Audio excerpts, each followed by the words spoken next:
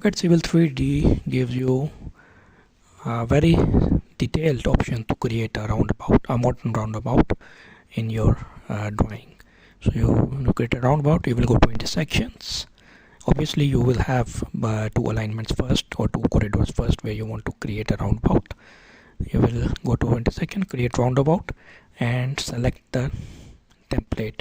We normally work with US Roundabout Guide 2010, which is the updated version of 2000 roundabout.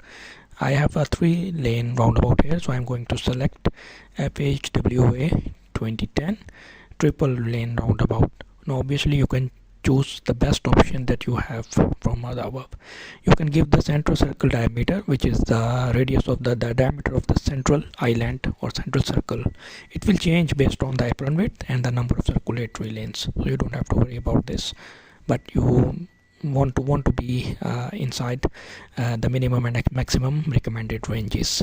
So in my case, I'm taking 51 meter central island, 3 meter apron width, and I have 3 circulatory lanes.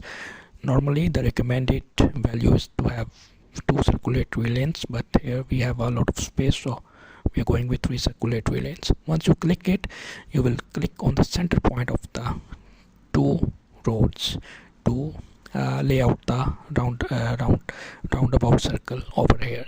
The next step is you want to create the arms or the approaches. So you will go to arms, and the automatic center island will be automatically activated.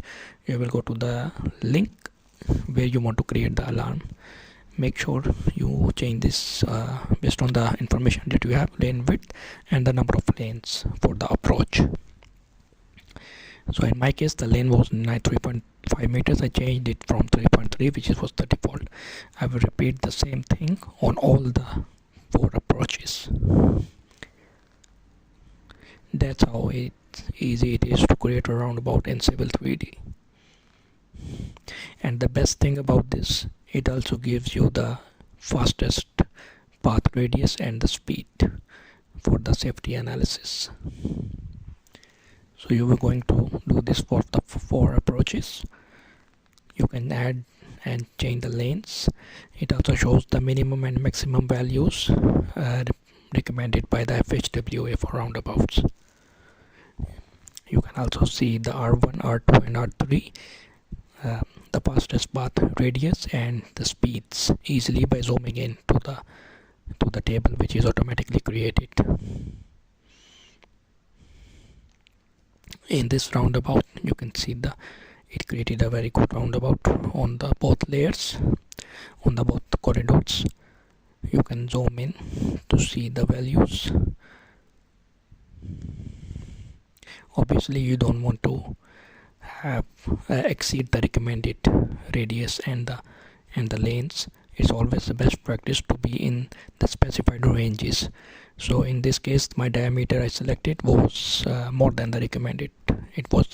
The maximum value was 91, but in my case it's 97. So as soon as you keep increasing the diameter, the speed will increase. As in this case, you can see that it's highlighted in orange, which means it's more than the safely allowed speed limit, because the radius is too much for the cars to come in and increase their speed. So you can see the R1, the speed is higher than the recommended speed for a roundabout, but it's still not red. It's still okay, but it's not safe. So you want to be in the safe limits. That's how you check not only the roundabout but also the fastest